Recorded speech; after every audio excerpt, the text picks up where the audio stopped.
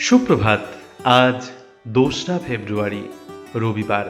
আজকের দিনে আমাদের প্রধান চিন্তা থাক অবিচলিত নিষ্ঠাই জীবনের এক প্রধান গুণ।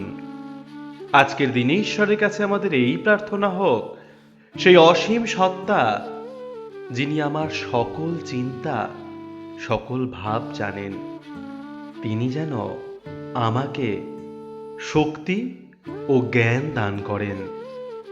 তিনি যেন আমার হৃদয় থেকে যা কিছু অযোগ্য, যা কিছু অশোভন সব দূর করে দেন। তিনি যেন আমাকে সকল কলুষতা থেকে মুক্ত করেন।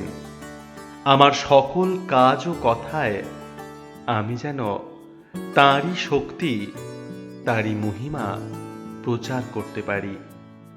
আমি যেন তাঁর সন্তানদের জীবনে আশীর্বাদ আনয়ন করতে পারি। আজকের দিনটি আপনাদের খুব ভালো কাটুক।